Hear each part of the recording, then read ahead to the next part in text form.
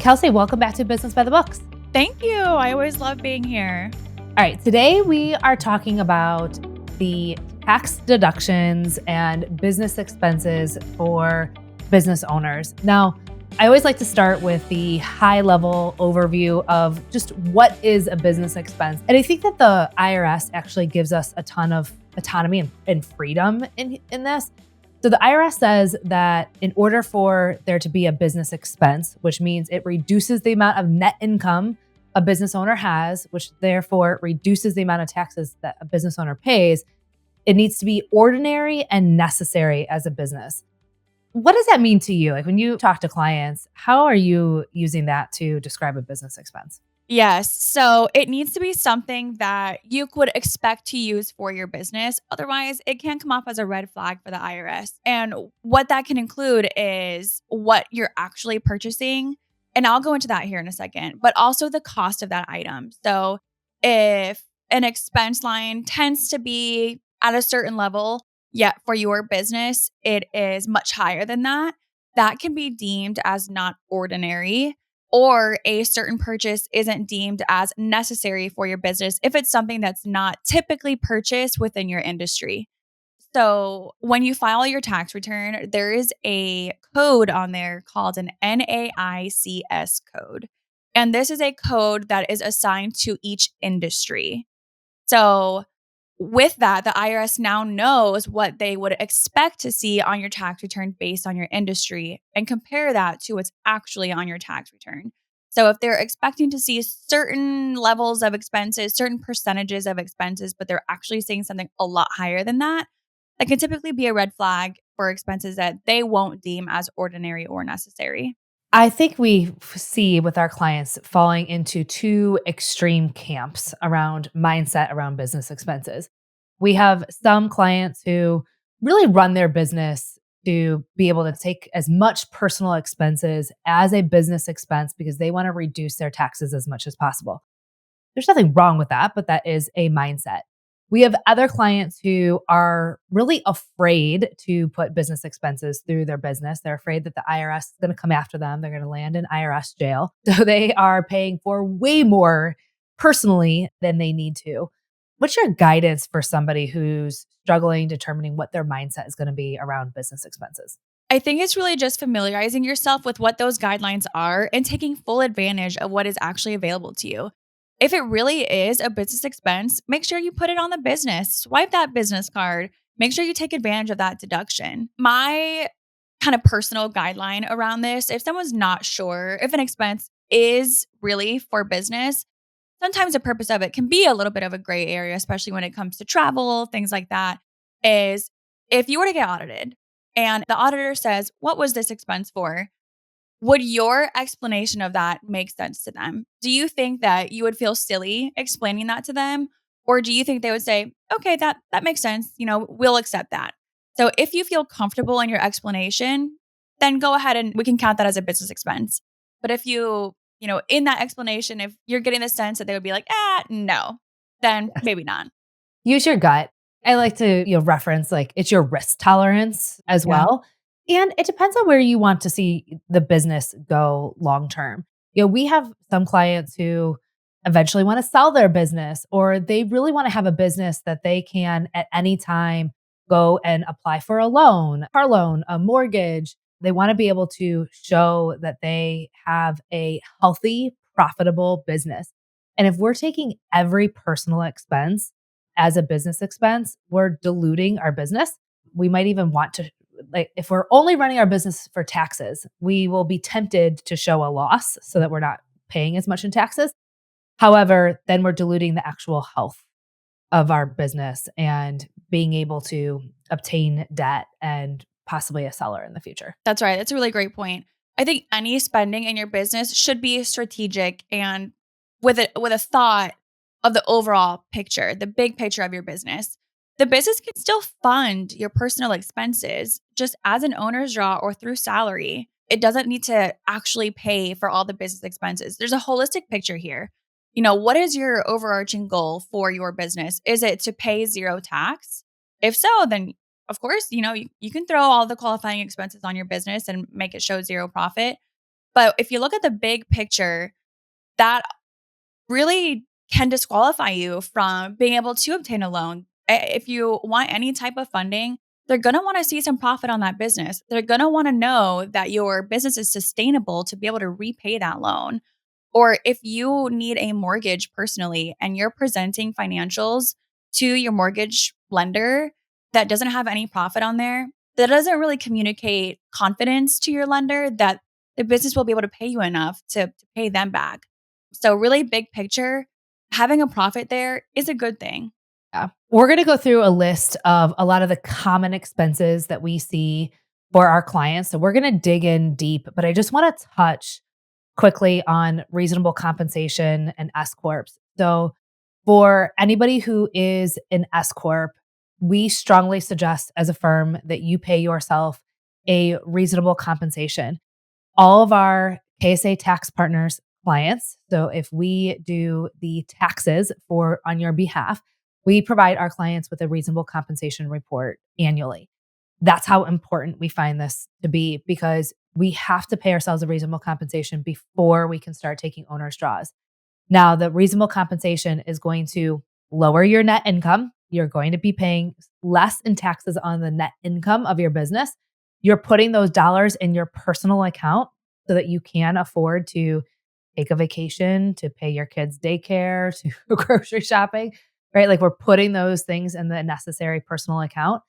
And when you go to buy a car or a vehicle or something personally, you have the personal credit to go do that. I went to buy a vehicle over the summer and I didn't think twice about it. I didn't even tell them I was self employed.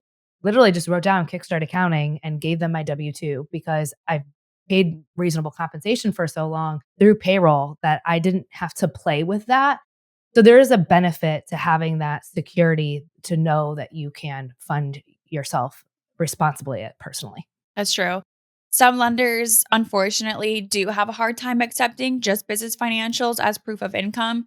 So we do have a lot of clients that even will pay themselves more than the reasonable compensation so that they have the security of the higher W 2. Anything else that I missed on reasonable compensation? No, I think that's it. I think the important part is just making sure that you have someone to give this to you every single year. It does change with the markets, with average wages in your area and nationally. So making sure that that's updated for you every year will help make sure that you stay within guidelines.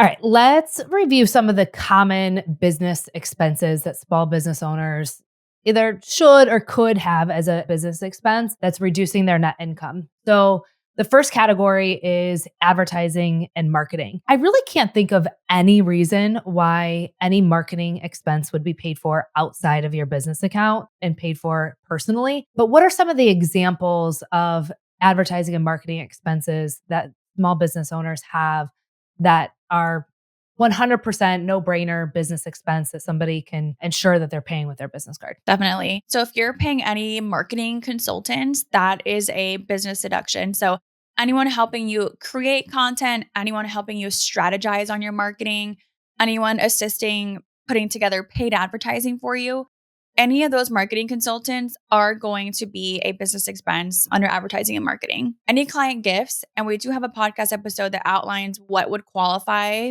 for a client gift and what those limits are. Those are also advertising and marketing business expenses. Any business groups. So, Danielle, I know you're part of one called EO. Any business groups for professional development, personal development related to the business, anything like that, or even in your industry, the fee for those are all a business expense. Any business promotion, so any type of additional marketing for the business, conferences, anything like that is going to be an advertising and marketing expense. Expos, like I said, conferences, those all qualify.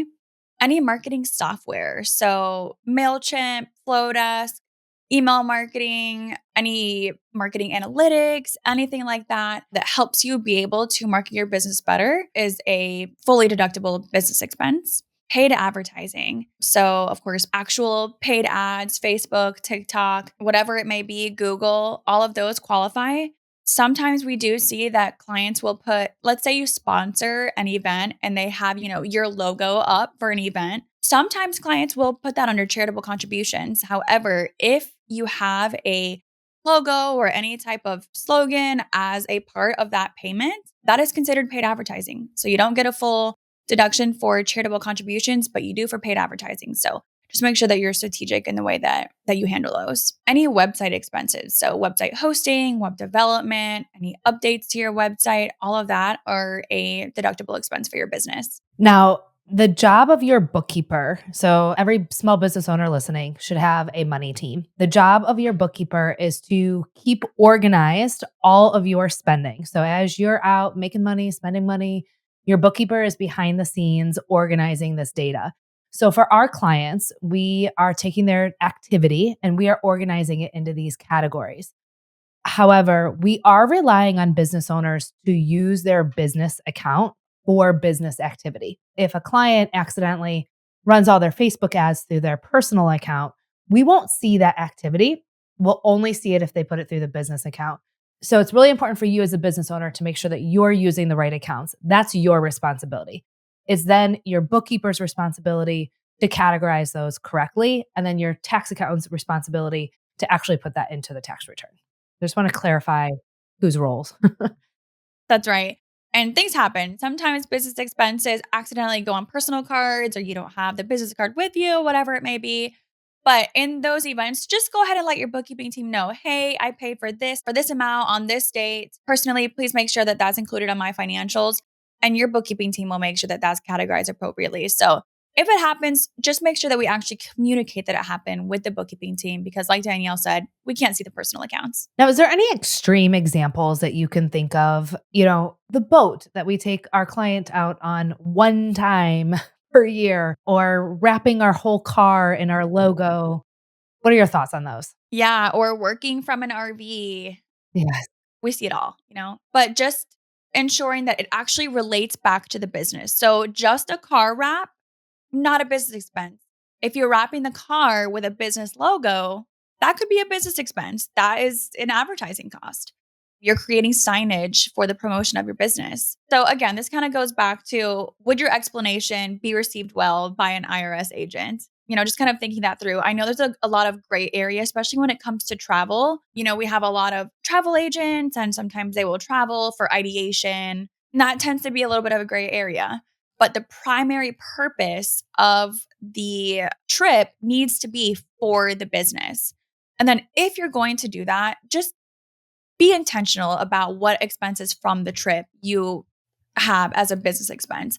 I wouldn't put every single meal on there as a business expense, especially if you have, friends and family there with you. Just be mindful and intentional about what we put on the business. Okay, let's go into operating expenses. What are some of the common business expenses that you see that are just general operating expenses? Yeah, so just general expenses needed to run your business. So these can include business insurance. I know we have a lot of clients these days that have co-working spaces. Those rents are definitely a business expense. Any office expenses, so pens, paper, printer, anything like that is a business expense. Any subscriptions, so Zoom, Canva, Asana, any subscriptions to run your business and run it efficiently is a business expense. Any postage related to, mailing off marketing materials or mailing client gifts, anything like that is a business expense. Any taxes related to the business, any license required to run your business, those are all deductible expenses for your business. Now, we're not talking about estimated Correct. taxes or our tax payment. These are like licenses that you have to create to pay payroll tax in your state, or some of those smaller general business expenses. Our estimated taxes would not be considered a operating expense. Correct. Or like if you have a property tax for a building that your business owns, things like that. A little bit of a gray area tends to be telephone and internet because these are two items that are used often personally as well. However, they are necessary expenses to run your business. So, if you have a telephone that for the sole purpose of your business, that's 100% business expense. If you have an office for your business that has internet, those are a 100% business expense. If it's something like a telephone that you use for personally, IRS guidelines are that whatever your percentage of personal use is, only the percentage of business use is expensed through the business, and that personal use would be like an owner's draw, so to speak. Another area that tends to be a little bit of a gray area is uniforms. So I know a lot of Pilates and yoga studios and anything that has a special type of clothing that should be worn on the job, like exercise clothing, leisure, athleisure, things like that. IRS guidelines are for those to be a business expense. It should be used solely for the purpose of the business. So the way that they define this is it has to have a business logo on it. So unfortunately, the IRS wouldn't accept just athleisure as a business uniform unless it has the business logo. And their reasoning for that is just that you can wear that anywhere. That's not something that's only for the business. Now, if you're purchasing hard hats or something like that that doesn't have a business logo, that is something that is really dedicated to the work of the business. So that is still required. Yeah, if it's something that is solely dedicated to the business that you're only gonna wear for work, it's different than the workout gear that you're going to be wearing to the gym and to the studio, but applying our logo is a great way to make that a business expense and advertising for our business. How about outside services? Is the cost of our money team, our bookkeeper, our CFO, our tax accountant, are they all considered a business expense? Yeah, so this is actually a question that we get often is, hey, are your services a business expense? And the answer to that is yes. So any outsourced services that help you run your business, a bookkeeper, if you outsource a CFO, your tax preparation for your business, a virtual assistant, all of those are business deductions. They are helping you to run your business. Quick break before we dive back in. If you're an entrepreneur ready to streamline your financials, Kickstart Accounting has the solution. Our proven bookkeeping services are designed for entrepreneurs like you to provide clear, accurate financial records, giving you time to focus on growing your business. Book a discovery call at kickstartaccountinginc.com/book or click the link in the show notes. Let's get your finances in order so you can scale with confidence. Now, back to the show. All right, let's talk about payroll. So we're going to link in the show notes. We have episodes on 1099s, our contractors, how to pay ourselves as business owners between payroll, reasonable compensation, owner's draws. But overall, in general, when we think about the payroll category of our income statement, what are some of the overall expenses that are included as a business expense and therefore a tax deduction? So any contractors that you've brought on board to help run your business, those are under that payroll category and they're a deduction for your business. Your reasonable compensation, so your salary is going to reduce your taxable income like we touched on before. Any other employees that you have that receive wages through a payroll service, that is a deductible expense for you. Any fees to make that happen. So like if you use Gusto or ADP or Paychex and they charge you a fee for their payroll services, those payroll service fees are also a business deduction. Any company payroll taxes paid, so the company paid payroll taxes, those are also a deduction for your business. Any company contribution to your employee benefits, those are also a business expense. So not only are you contributing to your team and the retention of your team, you're also reducing your tax liability at the same time.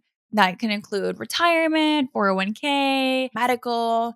Any company contributions are a deduction for the business. Now we need to watch and talk to your money team to ensure that we're classifying it correctly between what type of account that you have, who's paying for it. Again, I don't want to go down a rabbit hole on retirement and health insurance. We have a separate episode for each of those. However, talk to your money team and they'll help you decide which parts of that are a business expense. But if you are paying for your retirement and your health insurance personally, is there an opportunity to make that a business expense and offer that as a group benefit? It's something to explore annually as a business owner. Definitely. That's a great point. The benefits do need to be set up a certain way for them to qualify as a business expense. So if that's something that you're considering, make sure that you talk to your money team so we can get you squared away. Now, how about some of the tax strategists I hear online are talking about, babysitters, nannies, the lawn care guy, because you work from home. What is your stance on that being a business expense? As much as I would love for a babysitter or childcare to be a business expense because, we need it to be able to work. Unfortunately, the IRS does not allow that to be a deductible business expense. So that can actually go on your personal return as a childcare expense. certain criteria, that goes into that as well. But that can definitely be a personal deduction with a limit on there. But unfortunately, not a business expense. So for our kids, let's classify it correctly so we have the opportunity to get the appropriate deduction, right? Like if we're trying to make that a business expense and we're not showing that in our personal funds and not having that conversation with our money team, we might oversee the legal and the right way to actually deduct those funds. That's right. Any miscellaneous expenses associated with your home or your office, so like lawn care or home cleaning. So if you have a home office, you actually can deduct a portion of those expenses on your business. It's going to be based on a percentage of what that portion of your home dedicated to the business is compared to the whole home. So it is something that you want to talk to your money team about or your tax preparation team to make sure that we get that correctly on your tax return. But you do get a benefit for those expenses. It's just not the entire expense. It'll be a certain percentage. All right, let's talk about travel because this is a big area for business owners. Again, we'll link all the episodes that we've done in the show notes for you because each one of these topics, we talked for 30 to 40 minutes on each of them. But I want to give a high level overview. You are allowed and able to deduct the business expenses for you to travel for a webinar, for a conference, for a leadership meeting, for a board meeting. We're allowed to deduct the flight, the car rental, Lyft, Uber, the meals, the actual conference. All of those are deductible. What I fear is the business owner who creates a board of their family members and says, well, I can fly my board and have a board meeting in Orlando at Disney, and I'm going to write off the whole thing as a business expense. What are your thoughts on that and some guidelines to keep people on the up and up? Yeah. So again, the primary purpose of that trip needs to be for the business. So if we're doing all of this just so we can go to Disney, I wouldn't say that the primary purpose of that is for the business. And so it's really just ensuring that the primary purpose and the majority of your time on this trip is going to be spent doing something for the business. This is also going to go back to, is your explanation reasonable? Can I justify this trip as an ordinary and necessary trip for my business? Going back to how the IRS defines a business expense, if you're not able to explain and justify this trip as being ordinary and necessary, so it can't be extravagant. And the IRS uses that term as well. It can't be an extravagant expense because that's not ordinary. But if it's something that has a primary purpose for the business, then you can. But if it doesn't meet those criteria, it's not within those guidelines, I would second guess putting that on the business. All right. Are there any common business expenses that we didn't cover? We have done an overview of our entire kind of income statement that we use for our clients here. The only other thing that I can think of are the fixed assets or major equipment purchases that somebody might make. We have a policy for our clients that expenses that are over $1,500, and if it's a computer or a large camera or something to that effect, we will capitalize those on the balance sheet for our clients to be depreciated over time. However, if it's under that $1,500 threshold, we will put it to the income statement to take that business expense in that year. Anything else that you can think of? And playing with the way that those are categorized is going to be a tax strategy. So it's going to be a strategic decision how those are treated based on how everything else is looking. Is there a lot of profit this year? Should we try to get that profit down as much as we can with depreciation? Or are we expecting even more profit in future years? If so, then we want to make sure that we're strategic with how we depreciate those more significant expenses so that you also have a tax benefit waiting for you in future years as well. The only other thing that I can think of is for those clients that rent offices and have some facility costs, those are also a business deduction. So if you rent an office or if you own a building or anything like that, the costs associated with having that facility and maintaining and upkeeping that facility are all business expenses. Now, when you go to Home Depot and Lowe's and you're picking out the stuff that you need to maintain your building, it is important that we're using separate cards for our business expenses and our personal. And again, you might not get audited and there might not be an auditor looking at those specific expenses, but we also want to maintain the health of our business and maintaining the integrity of our business, that business expenses go on the business card. We take the owner's draws, the owner's salary, appropriately pay ourselves so that we can afford in our personal life to buy the repairs and maintenance for our home separately from our business. It's really all about making sure that you're keeping the big picture of your business in mind. I know it can be really tempting to try to get that profit down as much as you can when you see a tax bill, that you weren't expecting. But just keep in mind that, am I expecting to have to get funding in future years? Or do I really want to keep that door closed for me where I'm consistently showing either zero profit or loss because I don't want to pay tax? We've said this before.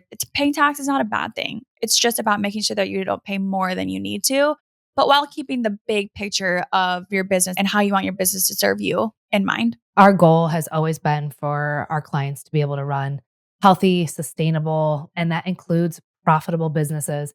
And part of being profitable is maintaining this balance of tax planning. Can you tell us a little bit, when clients work with KSA Tax Partners, what's the process and how do we look at some of these things? Our bookkeeping team is keeping everything organized and accounted for appropriately throughout the year. We're sending regular reminders to our clients for statements, W-9s, keeping compliant for 1099s, reviewing personal expenses and subscriptions. But then we land in tax season, and I think that's a next level of overwhelm for people. So how does KSA Tax Partners partner with our clients during that time? Yeah, great question. So we are keeping up with our clients throughout the year. So if you're making these significant purchases or these big changes in your business, we're going to know about it before the year ends. So we are addressing those changes throughout the year in conjunction with your bookkeeping team. And then when it comes to actual tax preparation, we have what we call a tax prep call. And this is where we get on a call together and we have a full picture of how the year ended up fleshing out.